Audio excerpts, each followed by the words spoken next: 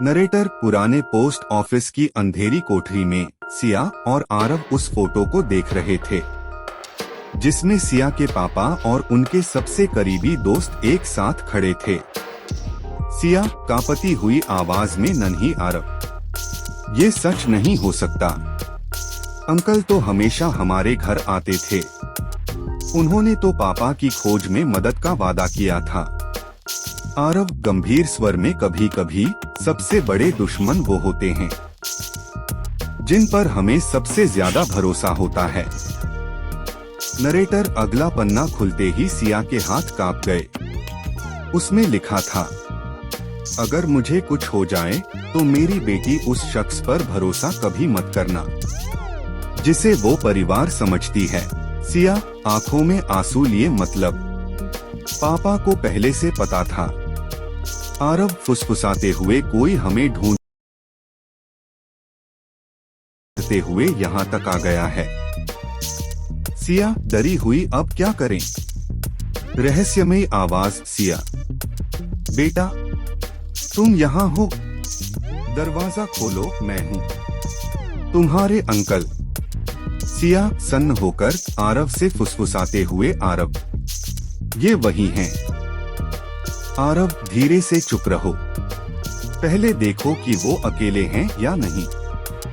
Narrator खिड़की से झांककर आरव ने देखा, अंकल अकेले नहीं थे। उनके पीछे वही नकाबपोश आदमी खड़ा था जिसने पुल पर हमला किया था। आरव गंभीर स्वर में, सिया हमें यहाँ से भागना होगा अभी। नरेटर दोनों पिछली खिड़की से कूदकर बाहर निकले और अंधेरी गलियों में दौड़ पड़े। सिया हांफते हुए, आरव वो हमारे बहुत पास हैं। आरव दृढ़ आवाज में, पास ही में पुराना गोदाम है, वहाँ छुप चलो। नरेटर गोदाम के अंदर पहुंचकर दोनों ने फिर से फाइल खोली।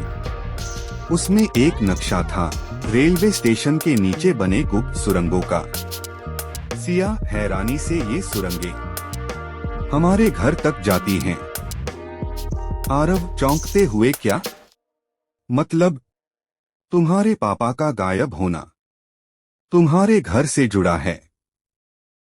अंकल कड़क आवाज में, सिया छुपने से सच नहीं बदलेगा। तुम्हारे पापा वही गए थे जहां अब तुम जाने वाली हो। सिया कांपती आवाज में, आरव मुझे अब सब समझ आ रहा है।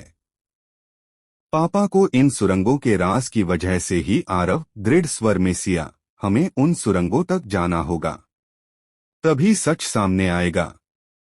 नरेटर गंभीर स्वर में, लेकिन क्या सच जानना सिया के लिए मौत को न्योता देने जैसा होगा?